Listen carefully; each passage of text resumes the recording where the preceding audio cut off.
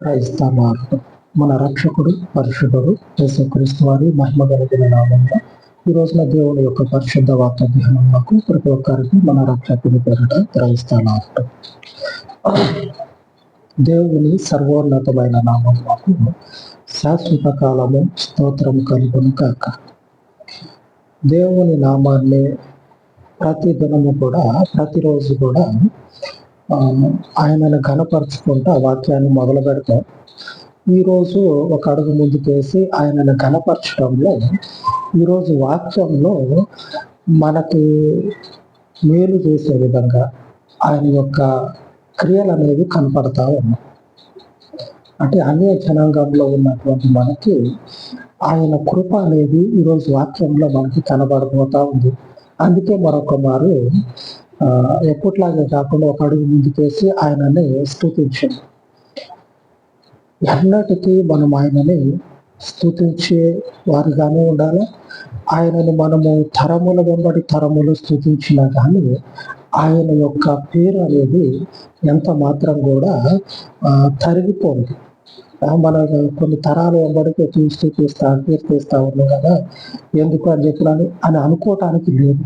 ఎందుకంటే అంతటి స్తుతులు చెల్లించాల్సినటువంటి నామం దేవుడు, ఘనపరచదగినటువంటి నామము ఆయన. ఈరోజు అన్య జనాంగంలో ఉన్నటువంటి మనము ఆయన కృపను తెలుసుకొని ఆయనను వెంబడిస్తా ఉన్నాం. ఈ స్థితి ఉండాలని, ఇలాగ జరగాలని ఆయన మొదటి నుంచి తన ప్రణాళికను, అన్య జనాంగం ఎడల తనకున్నటువంటి గొప్ప ప్రణాళికని తన ప్రజలలో నుంచి ఒక్కొక్కటిగా జరిగించుకుంటా ఈరోజు మన జీవితాల్లో ఆ సర్వోన్నతుని యొక్క కృప మన యొక్క కుటుంబాలలో, వ్యక్తిగత జీవితాలలో కనబడతా ఉంది నిజంగా. ఆయన యొక్క పేరు ఎన్న తగినది, ఆయన యొక్క నామము శాశ్వత కాలము కీర్తించదగింది. ఎలాగంటే ఈ రోజున మనము మొదటిగా వాక్యాన్ని చూద్దాము. ఈరోజు దేవుని పరిశుద్ధ వాగ్దానము యెషయా గ్రంథము 2:5 యాకోబు వంశస్థులారా రండి, మనము యెహోవా వెలుగులో నడుచుకుందాము. ఏం చేద్దాం? యాకోబు వంశస్థులకి దేవుడు ఏం చేస్తా ఉన్నాడంటే ఒక వెలుగుని, ఒక నిరీక్షణని వారి జీవితాల్లో దేవుడు కనపరుస్తా ఉన్నాడు. ఏం చేస్తా ఉన్నాడు? ఒక వెలుగు అనేది వారి జీవితాల్లోకి రానయ్యేది. ఆ వెలుగును బట్టి వారు నిరీక్షించేటువంటి వారిగా ఉండాలని దేవుడు యాకోబు గర్భఫలంలో నుంచి ఒక గొప్ప రక్షణాధారాన్ని తన ప్రజల కొరకే కాదు, తన ప్రజల కొరకైతే అన్య జనాంగము, మన కుటుంబాల్లో, మన వ్యక్తిగత జీవితాల్లో ఆ సర్వోన్నతుని కృప కనపడతా ఉన్నది. ఎందుకు చెప్పుకుంటాం? అసలు అవసరమే లేదు కదా. తన ప్రజలతో పాటుగా మన వరకు కూడా ఆ సర్వోన్నతుడైనటువంటి దేవుని యొక్క అపారమైనటువంటి కృప కనపడతా ఉంది. ఆది కాండంలో చూసినట్లయితే యాకోబు ప్రయాణమైపోతా ఉన్నాడు కదా. ఆ ఒంటరి ప్రయాణంలో దేవుడు ఆ మనుషునికి ఈ రోజు వరకు ఉన్నటువంటి భవిష్యత్తుని ఆనాడు ఆ ఒంటరి మనుషుని ప్రయాణంలో దేవుడు కనపరుస్తా ఉన్నాడు. మనం కూడా అప్పుడప్పుడు ప్రయాణాలు చేస్తూ ఉంటాం కదా. ఒక్కొక్కసారి రైల్వే స్టేషన్లో కానీ, బస్ స్టాండ్లో కానీ పడుకొని ప్లాట్ఫారం మీదనే, లేకపోతే అక్కడ స్థలం లేకపోతే బయట ప్లేస్ ఉంటుంది కదా, ఆ బయట ప్లేస్ ఇక్కడ బైక్ పార్కింగ్ దగ్గరలో, కార్ పార్కింగ్ దగ్గరలో ఆ దిమ్మల్లాగా కట్టు ఉంటాయి. నేను పడుకున్నాడు, ఆ దిమ్మల్లాగా కట్టు ఉంటాయి, వాటి మీద పడుకుంటా ఉంటాయి. అప్పుడు ఏం చేస్తాడంటే దేవుడు, ఆయన వాళ్ళం కదా, ఆయన ప్రజలం కదా, నువ్వు సింహపు బోనులో ఉన్నా లేదా నడి రోడ్డు మీద ఆ చెత్త కుండీలు ఉంటాయి కదా, వాటి మధ్యలో వాటి పక్కన ఉన్న ఆయన యొక్క భవిష్యత్తు సంకల్పం అనేది మనకు అనుగ్రహించబడుతుంది. మనం ఆయన వాళ్ళం కదా, ఆయన మనల్ని ఏర్పాటు చేసుకున్నాడు కదా. ఏర్పాటు చేసుకున్నప్పుడు ఈ ఒంటరి ప్రయాణంలో ఆయన భవిష్యత్తును మనకి కనపరుస్తుంది. యాకోబుకి అలాగనే కనపడతా ఉంది. ఏమవుతుందంటే యాకోబు పరిస్థితి ఒక్కడే ఒక్కడే ఇటు ఇటు అటు ఇటు, అంటే 4 దిక్కులకి మనుషుడు చెదిరిపోతా ఉన్నాడు. ఒక్కడే మళ్ళా ఒక్కడైనటువంటి వాడు 4 దిక్కులకు చెదిరిపోతా ఉన్నాడు. ఆది కాండము 28వ అధ్యాయము 14వ వచనం. ఆది కాండము 28:14. నీ సంతానము భూమి మీద లెక్కకు ఇసుక రేణువుల వలె నగును. నీవు పడమటి తట్టును, తూర్పు తట్టును, ఉత్తరపు తట్టును, దక్షిణపు తట్టును వ్యాపించదు. భూమి యొక్క వంశములన్నీ నీ మూలముగాను నీ సంతానము మూలముగాను ఆశీర్వదింపబడును. దేవునికే శాశ్వత కాలము కీర్తి కలుగును గాక. ఒక చిన్న విషయాన్ని మనము పరిశీలించాలి. ఒక మనుషుని యొక్క సంతానము ఆ మనుషుని ద్వారా మహా అయితే కొన్ని ప్రాంతాలకు, ఆ ప్రాంతంలో కొన్ని ప్రాంతాలకు ఒక అడుగు ముందుకేస్తే ఆ దేశంలో కొన్ని ప్రదేశాలకు వ్యాపించవచ్చు. కానీ దేవుని యొక్క సంకల్పము మన ఎడల, తన ప్రజల ఎడల ఏమైతే ఉన్నదంటే 4 దిక్కులకి, ఒక మనుషుడి యొక్క గర్భఫలం అనేది 4 దిక్కులకి విస్తరిస్తా ఉన్నది. ఎలాగ సాధ్యపడుతుంది? ఒక్క మనుషుని ద్వారా కలిగేటువంటి సంతానము, ఆ సంతానము యొక్క రక్తం అనేది 4 దిక్కులకు ఎలాగా పాకిపోతుంది? ఒక మనుషుడు ఉన్నాడు, ఆ మనుషుని ద్వారా శాఖోపశాఖలుగా విస్తరించి వృద్ధి పొందటం అనేది మామూలు విషయం.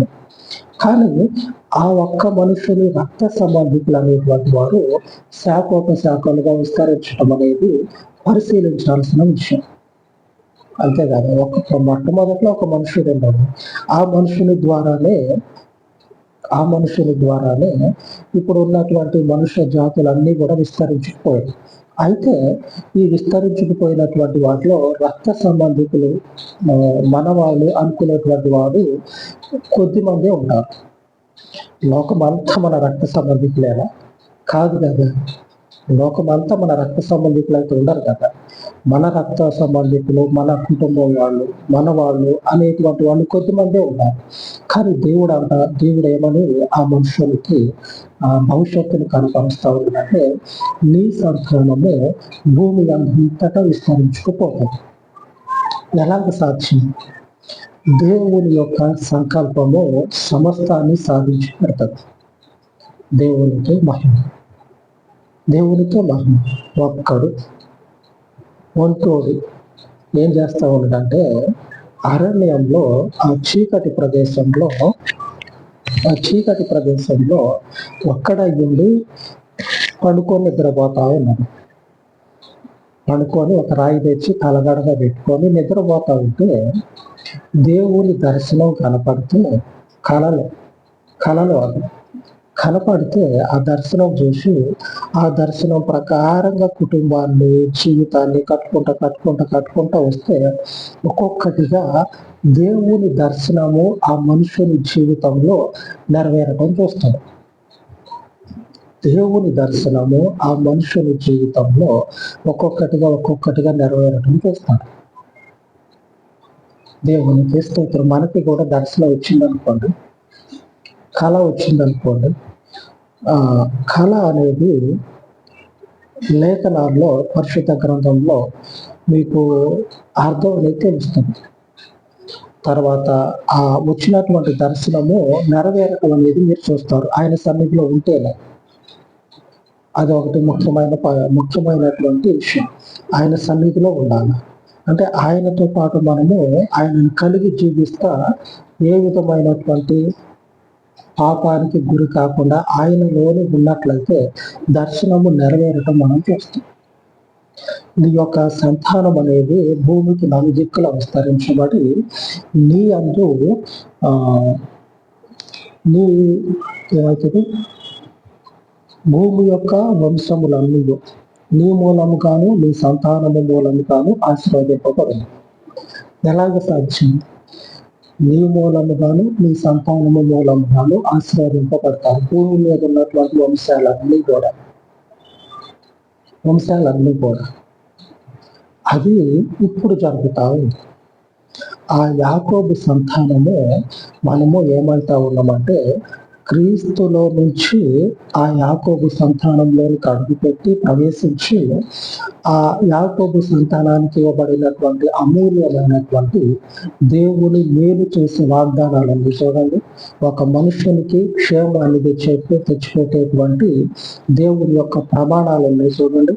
వాటిని మనము స్వతంత్రించుకుంటా ఉన్నాం. భూమి మీద ఉన్నటువంటి సమస్త వంశాలు నీ మూలంగా నీ సంతానం మూలంగా ఆశీర్వదించబడతారు. ఆ ఆశీర్వాదంలోనే మనం ఈరోజు వచ్చి నిలబడ్డాం. అదే ఆశీర్వాదానికి ఈ రోజున దేవుని యొక్క వాక్యము దీటయ్యింది. దేవుని వాక్యము దీటయ్యింది.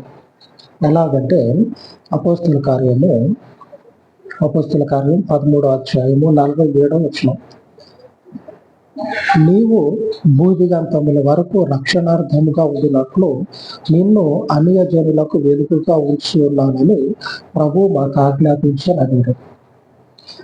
దేవుని వాక్యాన్ని చేతబట్టుకొని అన్య జనాంగానికి సువార్త ప్రకటిస్తా ఉన్నారు. ఏమనంటే, ఈ క్రీస్తు యొక్క రక్తము చేత మీరు కడగబడినట్లయితే, ఈ క్రీస్తుని మీ సొంత రక్షకునిగా అంగీకరించినట్లయితే, ఈ క్రీస్తు యాకోబు సంతానం. ఈ యేసు క్రీస్తు నజరేయుడైనటువంటి యేసు ఆ యాకోబు సంతానం. ఆ యాకోబు సంతానము ద్వారా వచ్చినటువంటి ఈ క్రీస్తు రక్తంలో మనము కలుసుకున్నట్లయితే ఈ క్రీస్తు ద్వారా ఈ భూమి మీద ఉన్నటువంటి ప్రతి ఒక్క మనుషుని ఆత్మ, ప్రతి ఒక్క మనుషుడు కూడా ఏమైతా ఉన్నదంటే దేవుని యొక్క ఆశీర్వాదంలో నిలబడి ఉంటాడు. యాకోబుకి ఏమని ప్రమాణం చేసిండు? నీ మూలంగా భూమి మీద ఉన్న వంశాలన్నీ కూడా ఆశీర్వదించబడతాయి. ఎలాగా అంటే, క్రీస్తులో మనము భాగమైతే ఆ క్రీస్తు రక్తము మన మీద ఉన్నటువంటి పాపాలన్నిటినీ కడిగేసి ఆ నీతిమంతులైనటువంటి యాకోబు సంతానంలో నీతిమంతుడుగా ఉన్నటువంటి క్రీస్తులో మనం కలుస్తున్నాం అనుకోండి. ఇంకా అటు మనం పోవాల్సిన పని లేదు. క్రీస్తుని దాటి అటువైపు యాకోబు, అటు ఇశ్రాయేలీయులు ఉన్నారు కదా, అటువైపు పోవాల్సిన పని లేదు. అటు వాళ్ళు వచ్చి క్రీస్తులో కలవాలి, ఇటు అన్యులుగా ఉన్నటువంటి మనం వచ్చి క్రీస్తులో కలవాలి. అప్పుడు ఈ క్రీస్తు ఈ భూమి మీద ఉన్నటువంటి సకల మనుషుల యొక్క ప్రాణాల కొరకు బలి అయింది కాబట్టి, మనల్ని ఆ బలిలో విమోచించింది కాబట్టి ఈ క్రీస్తు మీద దేవుని వెలుగు. యాకోబు వంశస్థులారా రండి, యెహోవా వెలుగులో మనం నడుచుకుందాం. ఈ క్రీస్తు దేవుని వెలుగు. ఈ వెలుగులో మనము నడుచుకున్నట్లయితే మనము ఏమవుతామంటే, భూమి మీద ఉన్నటువంటి సకల వంశాలలో నుంచి మనము ఒక దగ్గరికి సమకూర్చబడి ఒక దగ్గర కనుక క్రీస్తు యొద్దకు సమకూర్చబడి ఈ క్రీస్తు ద్వారా మనము ఆశీర్వదించబడతాం. ఆమె దేవునికి మహిమ కలుగున గాక. దేవుడు తన పవిత్రమైనటువంటి అనాది సంకల్పాన్ని ఈ రీతిగా అన్య జనాంగమైనటువంటి మన యొద్దకు తీసుకొని వచ్చింది. తన పరిశుద్ధ ప్రవక్తల ద్వారా వారిని నడిపించు మన దగ్గరకు ఈ వాక్యం వచ్చిందంటే, ఇప్పుడు ఈ వాక్యం మీరు వింటా ఉన్నారు అనగా మీరు దేవుని యొక్క స్వాధీనంలో ఆయన యొక్క రక్త మాంసాల చేత కడగబడి దేవుని యొక్క వాగ్దానానికి ఆశీర్వాదానికి వారసులుగా ఉంటా ఉన్నారు. ఆమె దేవుని నామానికి శాశ్వత కాలము మహిమ కలుగును కాక. ఆయన మాత్రమే దీవించగలిగిన దేవుడు, ఆశీర్వదించడానికి సమర్థుడు. అనేకులైనటువంటి ఈ భూమి మీద ఉన్నటువంటి ఆయా భాషలు, వంశాలు, జాతులు, మతాలు, కులాలు వీళ్ళందరిలో నుంచి అనేకులను సమకూర్చి క్రీస్తులో వారిని అందరినీ కూడా పరిశుద్ధపరిచి యాకోబు సంతానమైనటువంటి ఈ క్రీస్తులో మనము నిలిచినట్లయితే దేవుని వెలుగులో నడుచుకునేటువంటి వారమై ఉండి ఆయన దీవెనలకు మనం పాత్రులం అవుతాం. ఆమె ఆ సర్వోన్నతుడైనటువంటి కృప ఇప్పటి వరకు మన మీద ఉన్నది. ఆయన రాజ్యంలో మనము నిలబడేంత వరకు ఆయన ఆశీర్వాదాలతో పాటు ఆయన కృప మనల్ని స్థిరపరచును కాక. ఆయన సన్నిధిలో ఆయన రాజ్యంలో అలాగ ప్రార్థించుకుందాం.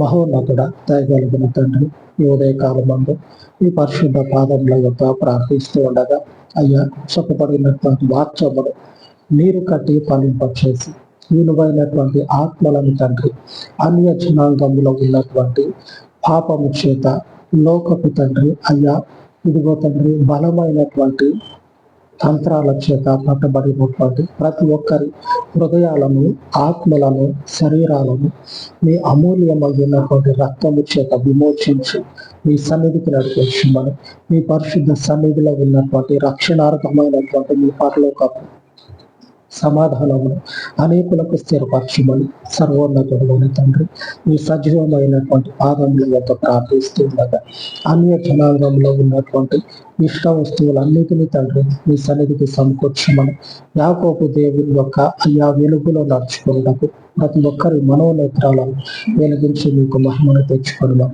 యేసుక్రీస్తు ఉన్నతమైన నామమును ప్రార్థించి వేడుకొని చూడాను తండ్రి. ఆమేన్, ఆమేన్. సర్వోన్నతుడైన మన దేవుని కృప నిత్యము మనకు తోడైందని కాక. ఆమేన్, ఆమేన్.